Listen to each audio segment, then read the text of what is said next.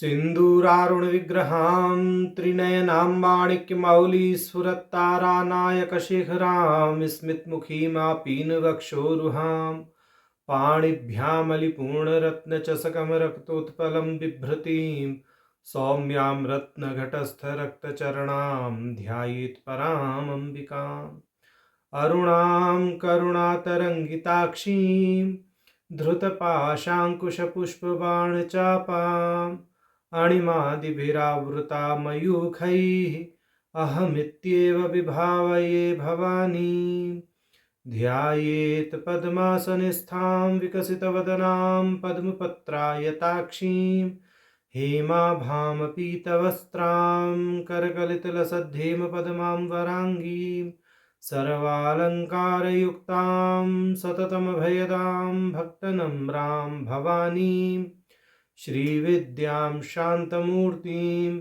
सकलसुरनुतां सर्वसम्पत्प्रदात्रीं नारायणी नमोस्तुते। ललिता सहस्रनाम सौभाग्य भास्कर भाष्य की श्रृंखला में हम भगवती के 727 नामों तक का भाष्य देख चुके थे। अग्रिम 8 नाम 728 से 735 इनका भाष्य देखते हैं। पहले इन 8 नामों का पाठ करते हैं। चित्कला आनंद कलिका प्रेम रूपा प्रयंकरी नाम पारायण प्रीता नंदी विद्या नटेश्वरी मिथ्या जगत अधिष्ठाना। अब यह हमें 8 नाम प्राप्त हैं। तो इसमें 728वां नाम है चित्कला, अर्थात चित्त का तो सामान्य अर्थ परमात्मा ही है, ब्रह्म। तो ब्रह्म की जो कला है वह चित्कला नाम से कही गई है। तो यहाँ पर जीव को लक्ष्य करके कहेंगे, माने जो जीव है, जीव के अंदर जो चिदांश है वह भगवती से अभिन्न है, वह चित्कला है। जीव के अंदर जो चिदांश है वह चित्कला है और वह भगवती से अभिन्न है, ऐसा यहाँ पर भाष्यकार जी भाष्य में स्पष्ट करेंगे। भाष्यकार जी कहते हैं, चिद एव कला सच्चिदानंदात्मनो ब्रह्मण एक देश इव यस्याम सा, कि चित ही कला है, ऐसा बोल रहे। चिदेव कला सच्चिदानंदात्मनो ब्रह्मण, जो ब्रह्म है, सच्चिदानंदात्मक जो ब्रह्म है, उनकी जो कला है वह चित ही है। एक देश इव यस्याम सा, और वह भगवती उस एक देश में, यहाँ जीव को यहाँ पर लक्ष्य कर दिया है।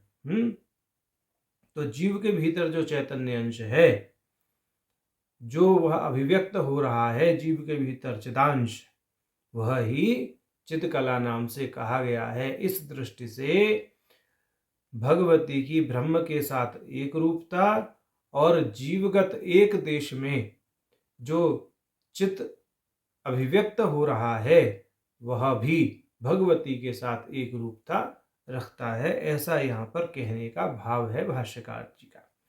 अब भाष्यकार जी और स्पष्ट करेंगे इस बात को। अंतःकरणोपाधिकम चैतन्यम निरुपाधिकायाश्चित एक देश इति, कहते निरुपाधिक चैतन्य अर्थात चित ही एक देश में सीमित अंतःकरणोपाधिक चैतन्य के रूप में अभिव्यक्त है। कहने का तात्पर्य है, साधिष्ठान साभास अंतःकरण में अभिव्यक्त चैतन्य जो है वह भगवती ही है, ऐसा यहाँ कहने का भाव है।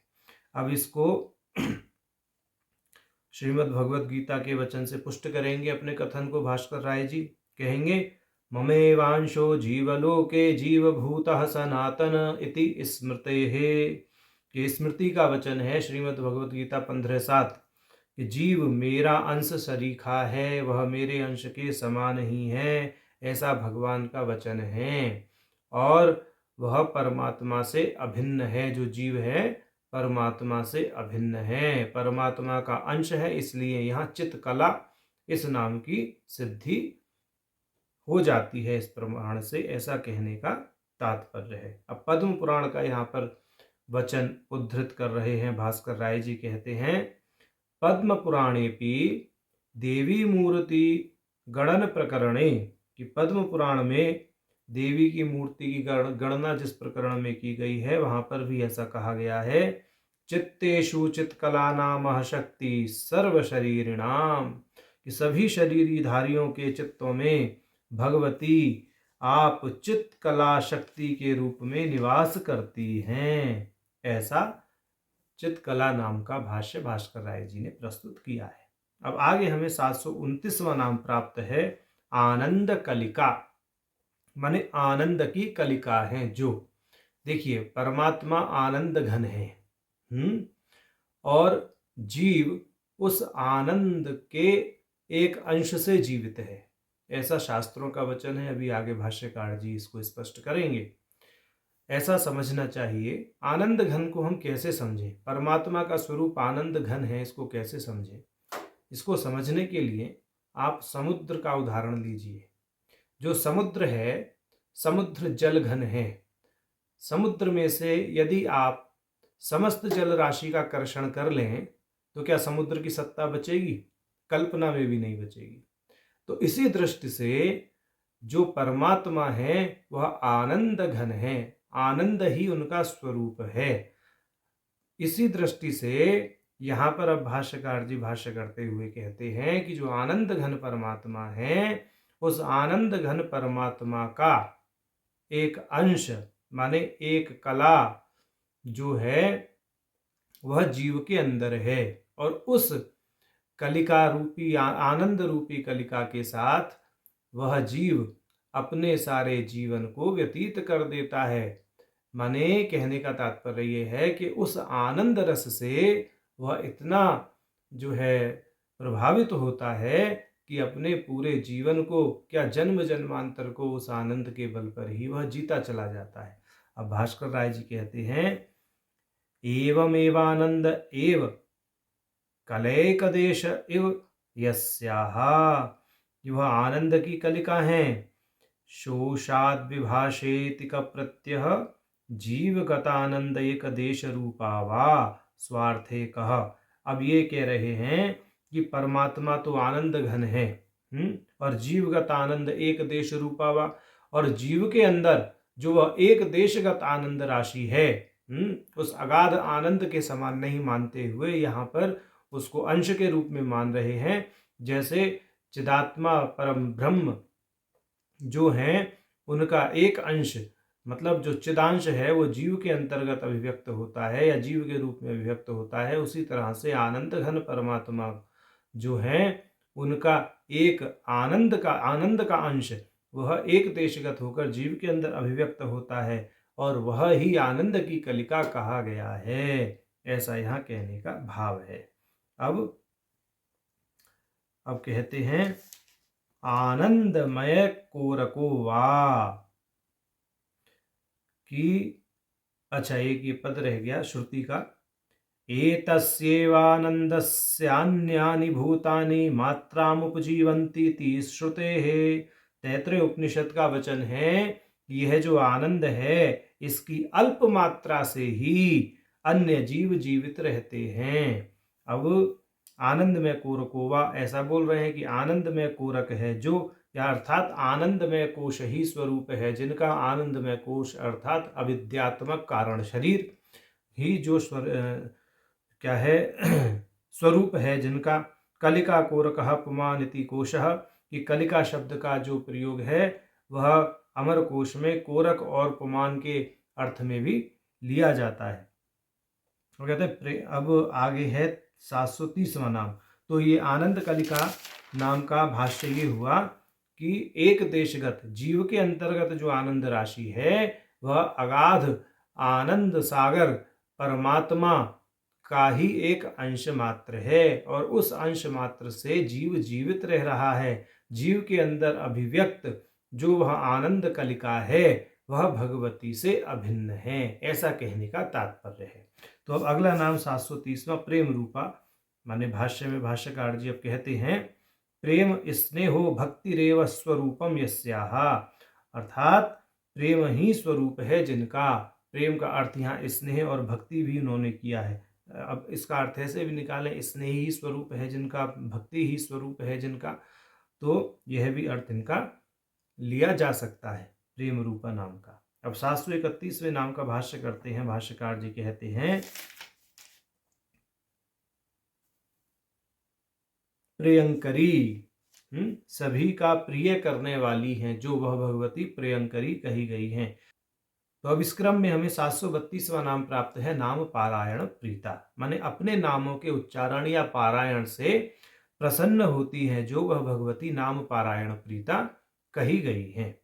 अब भाष्यकार जी भाष्य करते हुए कहते हैं, अ आ इ इत्यारभ्य क्षः छः इत्यांतानि भगवत्या नामानि। कह रहे हैं अ आ इ इससे आरंभ करते हुए क्षः शांत इतने भगवती के नाम संभव हैं।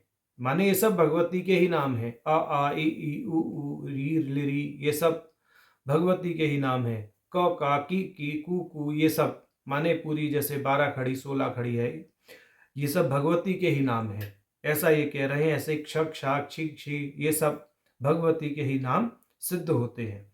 अब आगे इसकी प्रक्रिया बता रहे हैं कि कैसे वह परिगणित कर रहे हैं। अकार एकः ककारादयः पंचत्रिंशच्चेत्येवं षट्त्रिंशत् अक्षराणि। बोले अकार को एक रखिए और ककार से क्षकार पर्यंत जो 35 वर्ण हैं उनको अलग रखिए, तो 35 और 1 36, इस प्रकार से कुल जो है 36 अक्षर हमें प्राप्त होते हैं। अब कहते हैं षट्त्रिंशत् वर्ष रूपाणी तेषु एकैकस्य षोडशाभिः स्वरैः योगैः क्रमेण तावनन्तो मासाः। कि ये जो 36 की अक्षर, जो 36 अक्षरों की जो संख्या हमें प्राप्त हुई है, यह 36 वर्षों का प्रतिनिधित्व करती है। देखिए, जो लोग तांत्रिक पंचांग का प्रयोग करते हैं या तांत्रिक पंचांग बनाते हैं, उन्हें 36 और 16 का महत्व बहुत पता होगा तांत्रिक पंचांग में ना। तो कुछ उसी चीज को यहाँ पर बोल रहे हैं भाष्यकार जी। अब ये कहते हैं, तेन षट्सप्तुत्तराणि पंचशतानि वर्णानि भवन्ति। षट्सप्त उत्तराणि, तो जब इनमें से, माने ये जो हमारे अक्षर हैं, इनमें से हम 16 स्वरों को जोड़ते चले जाएं, ठीक, 16 स्वरों को जोड़ते चले जाएं। जैसे आ से लेके विसर्ग तक 16 स्वरों की एक पंक्ति अलग रख लीजिए। का से लेके कह तक, यानी विसर्ग युक्त का तक 16 माने वर्ण कहिए या उनको अक्षर कहिए, कुछ भी कहिए, क का की कू के कई, वो पूरा पद ही बन गया, तो माने वो। तो इस दृष्टि से कह रहे हैं कि 576 जो है हमारे भगवती के नाम बन जाते हैं। माने अकार भगवती का नाम हो गया, आकार भगवती का नाम हो गया, ठीक, इकार भगवती का नाम हो गया, ईकार भी भगवती का ही नाम हो गया। ऐसे ही क का की कू क्री, ऐसे करके ये सब भगवती के ही नाम सिद्ध होंगे और इनकी संख्या 576 है। अब आगे कहते हैं कि पुनः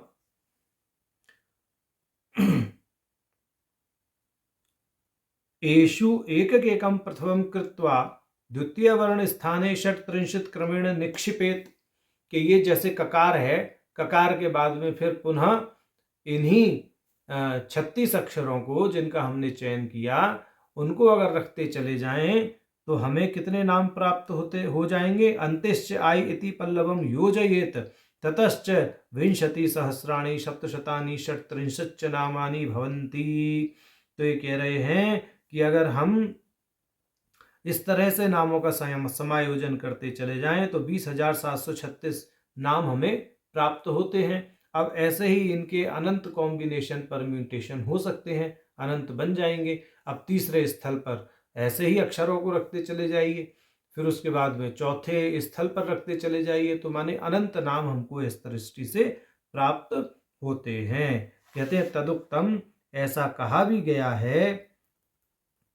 लघु स्तुति का 19वां श्लोक है, आई पल्लवितैः परस्परयुतैर्द्रुत्रिक्रमाद्यक्षरैः कादिक्षान्तर्गतैः स्वरादिभिरथ क्षान्तेश्च तैः सस्वरैः नामानि त्रिपुरे भवन्ति खलु यान्यन्त्यगोप्यानि ते तेभ्यो भैरवपत्नी विंशतिसहस्रेभ्यः परेभ्यो नमः इति। तो बोले इस श्लोक में भी यही बात बताई गई है। माने आकार से लेके क्षकार पर्यंत जो वर्ण हैं उनमें मतलब वर्णों स्वरों की पंक्ति अलग रखिए, बाकी व्यंजनों में स्वरों का योजन करते चले जाइए। तो प्रथम वर्ण बन गया, दूसरे स्थान पर पुनः उन्हीं 36 वर्णों को स्थापित करते चले जाइए, फिर तीसरे स्थान पर, चौथे स्थान पर, माने ऐसे आप 50-50 अक्षर का नाम बनाइए। माने सार्थक नाम हो। व्याकरण की दृष्टि से सब लोग जानते ही हैं कि सार्थक शब्दों की संख्या संस्कृत में अनंत है। और अगर डित डविथ जैसे अनर्थक शब्दों को भी यहाँ पर ग्रहण कर लिया जाए तो फिर तो न जाने कितनी संख्या बन जाएगी। तो इस दृष्टि से जो भी संभावित सार्थक भगवती के नाम सिद्ध होते हैं वह भी अनंत सिद्ध होते हैं, ऐसा कहने का तात्पर्य है। और उन सभी नामों के पारायण से जो प्रसन्न होती हैं वह भगवती नाम पारायण प्रीता कही गई हैं। कहते हैं देवी भागवते भी तृतीय स्कंधे, और देवी भागवत के तृतीय स्कंध में भी कहा गया है अकारादीक्षकारान्तैः स्वरैः वर्णैस्तु योजितैः असंख्यानि नामानि भवन्ति रघुनंदन। हे रघुनंदन, अ से क्ष तक स्वरों का समायोजन व्यंजनों से कर दिया जाता है तो इतने नाम हो जाते हैं जिनकी गणना करना भी संभव नहीं है।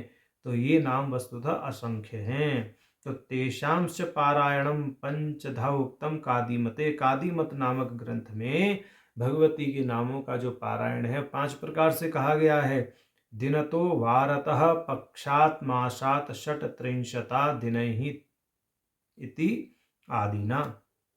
कह रहे हैं कि दिन में, वार में, पक्ष में, मास में, वर्ष में भगवती का पारायण किया जाता है। यहाँ वार शब्द को पर्व विशेष समझना चाहिए या पर्व परक बार शब्द का यहाँ पर अर्थ लेना चाहिए। अब कहते हैं तदिदम नाम पारायणाख्यम कर्म, और ये इन नामों का पारायण नामक कर्म कहा जाता है। सहस्र नाम पाठे पिश्च, तथा और सहस्र नाम के साथ भी ऐसा ही है, ये समझना चाहिए। ठीक, माने जो भगवती का ललिता सहस्र नाम है, ललिता त्रिशती है, अष्टोत्तर शत है, यह सब इसी में क्या हो गए, सम्मिलित हो गए। अब आगे कहते हैं योगरूढ़्या पूर्वस्यैव यौगिक वृत्त्याः परस्या उपस्थितेः ताभ्याम प्रीता। तो ये कह रहे हैं कि भगवती के यौगिक और व्युत्पन्न 2 तरह के नाम हैं। उन सभी नामों के पारायण से भगवती प्रसन्न होती हैं। अब यहाँ पे एक वचन भगवती का स्वयं है, मामर्चयतु वा मा वा विद्यां जपतु वा न वा कीर्तयेत नाम साहस्रम इदं मत्प्रीतये सदा। कह रहे हैं कि भाई आप मेरा अर्चन करें या ना करें, विद्या का जप करें या ना करें, अर्थात पंचदशी का जाप करें या ना करें, लेकिन मुझे प्रसन्न करने के लिए सहस्र नाम का कीर्तन अवश्य करें, कि सहस्र नाम का पारायण अवश्य करें, ऐसा भगवती का वचन है। तो इससे यह सिद्ध होता है कि भगवती अपने नाम के पारायण से प्रसन्न होती हैं। अब आगे इस क्रम में हमें 733वां नाम प्राप्त है, नंदी विद्या। कह रहे हैं नंदिनो नंदिकेश्वरस्य विद्या तदुपासित विद्या नटेश्वरस्य चिदंबर नटस्य तदनुकारिणी। अच्छा, इसमें नंदी विद्या नटेश्वर का एक ही पंक्ति में भाष्य कर दिया है। तो 733वां नाम है नंदिनो नंदिकेश्वरस्य विद्या तदुपासित विद्या, माने नंदी के द्वारा उपासित जो विद्या है वह भगवती का ही स्वरूप है। वस्तुतः नंदी विद्या जो है सादी विद्या है। पंचदशी में कादी हादी है तो सबने सुनाई है नाम, लेकिन नंदी विद्या जो है सादी विद्या है। देखिए ज्ञानार्णव तंत्र में श्री विद्या के 12 संप्रदाय बताए गए। और श्री विद्या अर्णव तंत्र में अगर हम देखें तो वहाँ तो अनेक अनेक अनेक प्रकार हैं, 100 से भी अधिक प्रकार हैं, 100 से भी अधिक संप्रदाय हैं। तो श्री विद्या वरिवस्या में श्री सुंदरी भेदा शीर्षक के अंतर्गत बहुत अच्छा संकलन किया गया है। जो लोग श्री विद्या संप्रदाय के विभिन्न मंत्रों को देखना चाहते हैं, माने श्री विद्या के भिन्न भिन्न संप्रदाय के भिन्न भिन्न मंत्रों का दर्शन करना चाहते हैं, तो वह श्री सुंदरी भेदा नामक शीर्षक जो श्री विद्या वरिवस्या में है वहाँ जाकर के देख लें। तो वहाँ नंदी विद्या भी दी हुई है, सादी विद्या है। अब 734वां नाम हमें प्राप्त है नटेश्वरी। भगवान चिदंबर शिव वह नट कहलाते हैं, और उनकी जो संगनी है, उनकी जो अनुकारिणी है, उनका जो अनुकरण करती हैं, वह भगवती नटेश्वरी कही गई है। तो कहते हैं नटेश्वरस्य चिदंबर नटस्य येयम तदनुकारिणी। ऐसा यहाँ भाष्यकार जी ने भाष्य कर दिया। कहते हैं यदाहु अभियुक्ता, तो ऐसा कहा भी गया है। क्या कहा है? जंघा कांडूरुनालो नख किरण लसत केसरारिली करालः प्रत्यग्रालक्तकाभा प्रसर किसलयो मंजुनि मंजीर भृंगः भर्तुर्नर्तानुकारे जयति निजतनुस्वच्छलावण्यवापी सम्भूतां भोजशोभां विदधत भिनवुदंडपादो भवान्यः। तो ऐसा जो है कहा गया है, इसके आधार पर यहाँ नटेश्वर भगवान की अनुकारिणी या अनुकरण करने वाली शक्ति नटेश्वरी कही गई है। इस दृष्टि से यहाँ भाष्यकार जी ने भाष्य किया। अब 735वां नाम है मिथ्या जगत अधिष्ठाना, माने मिथ्या जगत का आधार है जो, वह मिथ्या जगत अधिष्ठाना नाम से कही गई है। अब यहाँ भाष्यकार जी भाष्य करते हुए कह रहे हैं मिथ्या रूपस्य जगतो अधिष्ठानम भानाधिकरणम रजतस्येव शुक्ति। जैसे सीपी के अंदर चांदी का भ्रम होता है, तो यह भ्रम ही है, मिथ्या है। माने सीपी में दिखाई देने वाली जो चांदी है वह मिथ्या है, और सीप जो है उस मिथ्या प्रतीति का अधिष्ठान है। उसी प्रकार यह परमात्मा जो है इस मिथ्या रूप जगत का आधार है या अधिष्ठान है। गौड़पाद जी की कारिका का उदाहरण देते हुए भाष्यकार जी कहते हैं, प्रमाण देते हुए, माया मात्रम इदम द्वैतम अद्वैतम परमार्थतः, कि द्वैत तो माया मात्र है, वस्तुतः अद्वैत की ही सत्ता है, अद्वैत ही है। अब बृहदारण्यक उपनिषद की श्रुति बोलते हैं नेह नास्ति किंचन इत्यादि श्रुते है, कि यहाँ किसी भी प्रकार की विविधता नहीं है, कुछ भी नाना प्रकार का नहीं है, भेद है ही नहीं, ऐसा बृहदारण्यक उपनिषद कहता है। देवी भागवत पुराण का वचन कह रहे हैं भाष्यकार जी आगे, सर्वम खलु इदम एव अहम नान्यदस्ति सनातनमिति देवी भागवतात। तो देवी भागवत के अनुसार कह रहे हैं सब कुछ मैं ही हूँ, ऐसा भगवती कह रही हैं, और मुझसे भिन्न कुछ भी नहीं है। और विष्णु भागवत का वचन के का जो है प्रमाण देते हुए कहते हैं भाष्यकार, यत्र तिसर्गो मृषाति, ये जो तीनों सर्ग हैं ये क्या है? मृषा हैं, मिथ्या हैं, भ्रम हैं। अब आगे कह रहे हैं गुणत्रयापचय विविक्षया स्त्रीलिंगम यद्वा अधिष्ठा शब्द एवाधिष्ठान परः। कह रहे हैं कि यहाँ जो अधिष्ठा शब्द है यही अधिष्ठान पर है, परक है, माने मिथ्या जगत अधिष्ठान में अधिष्ठा और अन, ऐसे संधि तोड़ दीजिए, मिथ्या जगत अधिष्ठा अन। तो मिथ्या जगत तो समझ में आ गया, जैसे शुक्ति में रजत, सीप में चांदी। अब कह रहे हैं कि अधिष्ठा और अन, ऐसे करके अधिष्ठान को तोड़ लीजिए। अधिष्ठा पद अपने आप में ही अधिष्ठान का अर्थ दे देगा, और अन का अर्थ होता है प्राण। तो अधिष्ठा है कौन, वस्तुतः अधिष्ठान कौन है इस जगत का, ब्रह्म। तो ततश्च जगत अधिष्ठा रूपम ब्रह्मेव अनप्राणो यस्या इति विग्रह।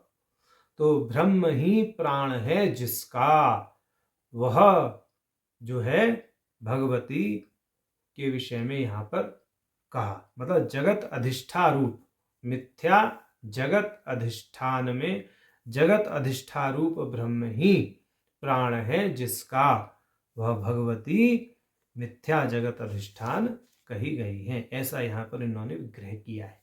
अब कहते हैं यद्वा अथवा अधिष्ठान शब्दो मत्वर्थीयात् प्रत्ययनाधेय पर तेन मिथ्या जगत अधिष्ठानम अधिष्ठितम यस्या इति विग्रह। की कह रहे हैं कि जो अधिष्ठान शब्द है मत्वर्थीयात् प्रत्ययन, इस दृष्टि से आधेय परक अर्थ भी देता है। देखिए, आधार और आधेय दो चीज हैं। आधार मतलब बेस, और आधेय उस बेस या आधार के ऊपर रखी हुई वस्तु। ठीक, जैसे ये आधार है, इसके ऊपर हम एक गिलास रख दें तो नीचे आधार हो गया, आधेय गिलास हो गया। इस दृष्टि से कह रहे हैं कि आधेय परक अर्थ भी जो है अधिष्ठान देता है। किस दृष्टि से, मत्वर्थयात प्रत्यय की दृष्टि से। माने उदय तो इस प्रकार से अर्थ करते हैं, मिथ्या जगत आधेय रूप में अधिष्ठित है। माने जो मिथ्या जगत है वह आधेय रूप में जिसमें अधिष्ठित है, यानी आधेय रूप से जिस पर अधिष्ठित है या जिसमें अधिष्ठित है, तो ऐसा अधिष्ठान है जो वह भगवती मिथ्या जगत अधिष्ठाना कही गई है। ठीक, अब आगे कहते हैं वस्तुतस्तु जगतो ब्रह्म परिणामकत्वं स्वीकुर्वतां तांत्रिकाणां मते जगतः सत्यत्वमेव मृद घटयोरिव ब्रह्म जगतयो अत्यंत अभेदेन ब्रह्मणः सत्यत्वेन जगतो अपि सत्वत्व अवश्यम भावात भेद मात्रस्य मिथ्यात्व स्वीकारेण अद्वैत श्रुतीनाम अखिलानाम निर्वाह। कह रहे भी जो तांत्रिक हैं, ये तांत्रिक लोग वस्तुतः जगत को ब्रह्म का परिणाम मानते हैं। ब्रह्म को, जगत को ब्रह्म का परिणाम मानते हैं, यानी जगत की ब्रह्म परिणामकता है, ऐसा तांत्रिक स्वीकार करते हैं। अर्थात यह जो जगत है ब्रह्म का परिणाम है, जैसे घट जो है वह मिट्टी का परिणाम है, इस प्रकार। तो चूंकि यह जगत ब्रह्म का परिणाम है, तो इसको ब्रह्म से भिन्न कैसे मान सकते हैं? जब आप ब्रह्म को सत्य मान रहे हैं तो जगत को भी सत्य मानना चाहिए। ऐसा तांत्रिक लोग तर्क देते हुए ब्रह्म की सत्ता को स्वीकार करते हैं, तो जगत की भी सत्ता और सत्यता दोनों को स्वीकार करते हैं। ऐसा यह कहने का भाव है कि तो अर्थ ये हुआ कि ब्रह्म का सत्यत्व होने से जगत का भी सत्यत्व आवश्यम भावी रूप से सिद्ध हो जाता है। यहां ये समझिए, तांत्रिक जो है जगत में जो भाषित भेद मात्र है उसको मिथ्या मानते हैं, ना कि जगत को मिथ्या मानते हैं। जैसे सीपी में भाषित रजत, ऐसे समझिए। यद्यपि ये उदाहरण ठीक नहीं है, परंतु कुछ कुछ समझने के लिए ठीक है। सीपी में रजत की प्रतीति तो होती ही है, रजत जैसी प्रतीति तो होती ही है, चाहे वो रजत हो या ना हो, वो बात अलग है। हम सीपी में रजत की उपस्थिति नहीं मान सकते, परंतु रजत जैसी उपस्थिति तो माननी ही पड़ेगी ना। रजत जैसी उपस्थिति तो माननी ही पड़ती है, क्योंकि उसमें चमक तो होती ही है स्वाभाविक रूप से। तो इसी दृष्टि से जैसे सीपी में रजत की प्रतीति मानी गई, परंतु रजत वहां सत्य नहीं है। रजत जैसी प्रतीति तो सत्य है, क्योंकि वह उसका स्वभाव है, ऐसा कहा गया। तो ब्रह्म को सत्य मानेंगे तो ब्रह्म का जो स्वभाव है जगत के रूप में अभिव्यक्त होना, उसे तो मानना ही पड़ेगा। वो बात दूसरी है कि जगत की चित्र विचित्रता को आप सत्य ना मानो, उसको असत्य मान लो, उसको मिथ्या मान लो, वो बात अलग है। तो चूंकि ब्रह्म का स्वभाव ही है कि वह जगत के रूप में अभिव्यक्त होता है, शिव का स्वभाव ही है कि वह जगत के रूप में अभिव्यक्त होता है, तो हम शिव की सत्ता को तो माने और उसके स्वभाव को ना माने तो कैसे चलेगा। तो वही बात तांत्रिक यहाँ पर बलपूर्वक कहते हैं कि शिव का स्वभाव है विश्व में होना, वो विश्व के रूप में अभिव्यक्त होते ही हैं। अब विश्व में जो दिखाई देने वाली चित्र विचित्रता है, भेद है, उसको शिव स्वरूप मानिए, उस भेद को भेद मत मानिए, ये तांत्रिक कहते हैं। वेदांतियों के मत से थोड़ा इनका मत अलग है, जगत को देखने का दृष्टिकोण अलग है। तो अब आगे कह रहे हैं, भेदस्य मिथ्यात्वादेव भेद घटित आधार आधेय भाव संबंधो अपि मिथ्या एव। तो पहले तो ये कह रहे हैं कि भाई हम इस दृष्टि से जगत के सत्यात्व को सिद्ध करते हैं, को स्वीकार करते हैं, क्योंकि ब्रह्म की सत्ता सभी स्वीकार करते हैं। ब्रह्म का परिणाम जगत है, चूंकि ब्रह्म सत्य है तो जगत भी सत्य है। और भेद मात्र के मिथ्यात्व को हमने स्वीकार कर लिया, जो जगत में दिखाई दे रहा है भेद, हम उसके मिथ्यात्व को स्वीकार करते हैं और अद्वैत परक श्रुतियों का आदर पूर्वक निर्वहन करते हैं। लेकिन यह भी ध्यान रखना चाहिए कि भेद का मिथ्यात्व होने के नाते, माने जो जगत में चित्र विचित्रता दिखाई दे रही है उसका मिथ्यात्व होने के नाते जो भेद घटित आधार आधेय संबंध है वह भी मिथ्या ही है। माने हम आधार आधेय संबंध को वस्तुतः मिथ्या ही मानते हैं। तो ये समझना चाहिए। तो मिथ्या जगत अधिष्ठाना, तो इस जगत में जो आधार आधेय वाला संबंध है वह मिथ्या ही है। तो वह भगवती जो ऐसा भान करा दें वह मिथ्या जगत अधिष्ठाना है। तो ऐसा भी अर्थ एक निकल सकता है इस नाम का। अब आगे कह रहे हैं, तावन मात्रेण एव अविरोधो सर्वस्य जगतो मिथ्यात्व कल्पनम तु वेदांती नाम अनर्थकम एव इति शांभव आनंद कल्पलतायाम विस्तरः। यहाँ पर वेदांतियों के यानी अद्वैत वेदांतियों के ऊपर आक्षेप करते हुए कह रहे हैं भाष्यकार कि हमारा वेदांतियों के साथ इतना ही अविरोध है, माने हम बस वेदांतियों के साथ इतनी ही सहमति रखते हैं कि जगत में भासित भेद मिथ्या है बस, परंतु जगत मिथ्या है इस चीज से हम असहमत हैं। हमारी वेदांतियों के साथ इस विषय पर सहमति नहीं बनती है, सिर्फ इस विषय पर सहमति बनती है कि जगत में भासित भेद मिथ्या है, जगत को तो हम सत्य मानते हैं। तो मिथ्या जगत अधिष्ठाना माने जगत में भासित होने वाला जो मिथ्यात्व है, जो भेद है, आधार आधेय की दृष्टि से यद्यपि वह भी नहीं है, परंतु व्यवहारिक दृष्टि से जो वह भेद दिखाई दे रहा है उस भेद की अधिष्ठान है, जो वह भगवती मिथ्या जगत अधिष्ठाना कही गई है। अब ये कह रहे हैं कि वेदांती लोग जो जगत को ही मिथ्या मान लेते हैं, समस्त जगत का ही मिथ्यात्व मान लेते हैं, उनकी ऐसी कल्पना तो क्या है, अनर्थक है, बेतुकी है, किसी भी अर्थ को देने वाली नहीं है। और इस प्रकार से कह करके शांभव आनंद कल्पलता नामक ग्रंथ में उसका विस्तार किया गया है, यानी वेदांतियों के जगत को मिथ्या मानने का खंडन किया गया है। जिनको विस्तार पूर्वक इस खंडन को देखना है वह शांभवानंद कल्पलता नामक ग्रंथ में जाकर के अनुसंधान करें। कहते हैं, ततश्च मिथ्याभूतम जगतो अधिष्ठानम भेद घटित संबंधेन अवस्थिति त्रयस्याम इति विग्रहात् स्त्रीलिंगुत उपपत्ति। तो इस प्रकार कह रहे हैं कि जगत में भासित होने वाली भेद की प्रतीति मिथ्या है, जगत तो सत्य ही है। तो जगत में भासित होने वाली जो मिथ्या प्रतीति है, जो चित्र विचित्रता है, उसका जो अधिष्ठान है वह भगवती मिथ्या जगत अधिष्ठाना कही गई है। तो आज हमने भगवती के 728 से 735 इन 8 नामों का भाष्य देखा। नारायण।